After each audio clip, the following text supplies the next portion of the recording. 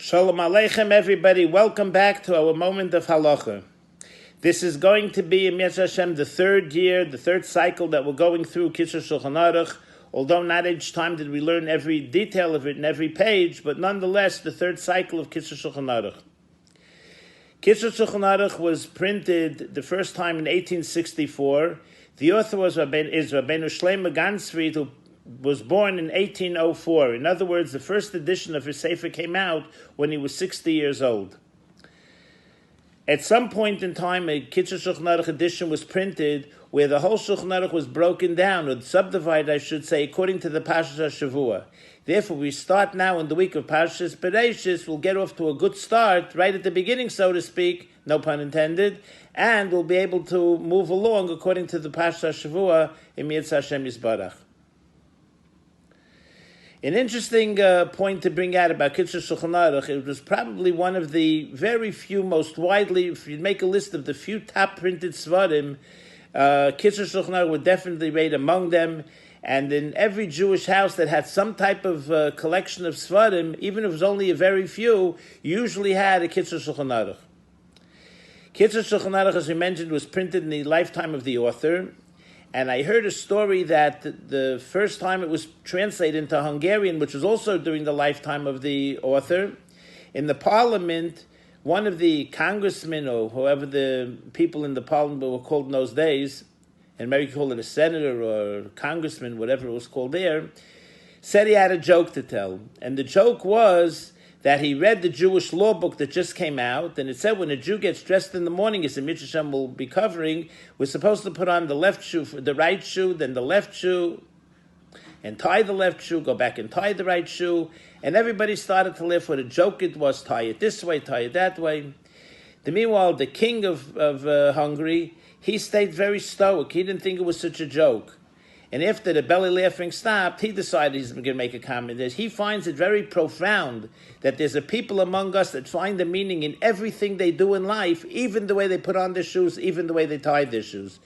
So therefore, we should be able to appreciate all the minhagim, all the laws and customs that we have, which help enrich and make our lives so very meaningful. Going to start today with learning in Bereshis. For Parshas Bereshis, we have Siman Aleph and Beis, the first two chapters in Kitzur Shulchan Aruch. So going to start using this edition of, a rare edition of Kitzur Shulchan Aruch called the Feldheim edition, which was from my father's library. Dinei Hashkomas Haboker, the laws that pertain to how we're supposed to do things when we first get up in the morning. And he starts off by saying, Shivisi Hashem lenegdi samid, a person is supposed to place and feel at all times Hashem is right in front of him.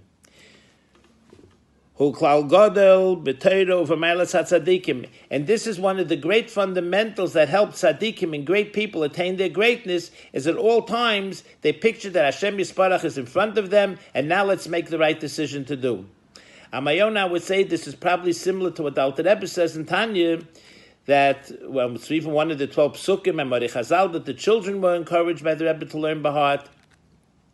It's Vin Hashem Nitzav Olav, Hashem is standing over you, Ubeichen Kloyes V'Levin, inner searches us, and in plain English it comes out, he's our biggest cheering squad, hoping and encouraging us that every moment of time we should always make the right decision.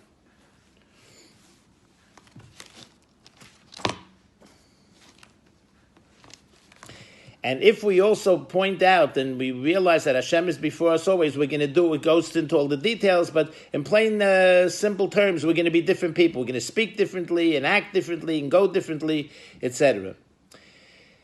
One of the first things we're supposed to do, we get up in the morning, we're supposed to collect our thoughts, saying, Maidani, I give thanks to Hashem. A person goes to sleep, we're usually tired, famated, knocked out, etc. And we get up in the morning feeling refreshed and everything. So we have to give thanks to Hashem for making it this way. We turned a famatid, we turned on a shama when we were tired. God recharged it. Now we get up. Rabbi Munasecha, we have great faith in Hashem, and Hashem has great faith in us that we're going to do better this day than we did before. And that's what we say, Maida'ani. We're also supposed to be lebedik about it. No, not just verschlafen. You get up in the morning. Kitzur Shulchan Aruch brings out that if you make a schedule for yourself that you're going to go to an earlier minyan or you're going to learn a little before you get to business and everything, but it might be late. He encourages if you get up 2 or 3 times at an earlier schedule, eventually it's become like second nature, and you won't have to make this battle every single day. Now let's go get ready to do the right thing and have a good day.